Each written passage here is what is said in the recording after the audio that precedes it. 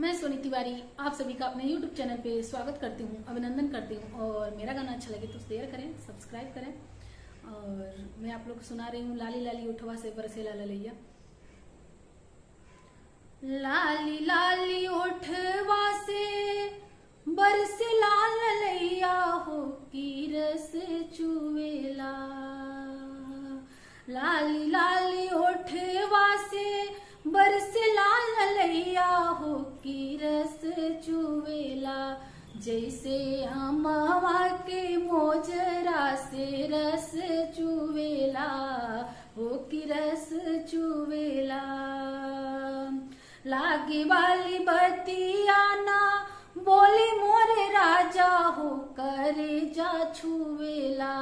तोरी मीठी मीठी बोलिया करे जा छुवेला हो करे जा छुवेला। घूमी घूमी देखा ताड़ा काहे मोरे चालावा। घूमी घूमी देखा ताड़ा काहे मोरे चालावा।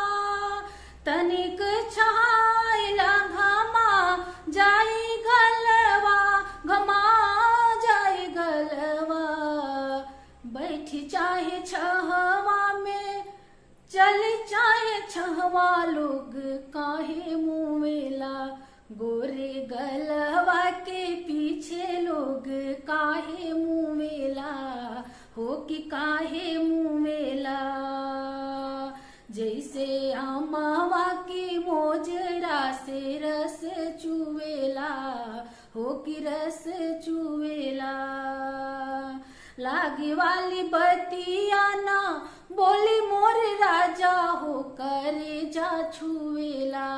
तोरी मीठी मीठी बोलिया करे जा छुवेला हो करे जा छुवेला। तोरी मीठी मीठी बोलिया करे जा छुवेला हो करे जा छुवेला। Thank you.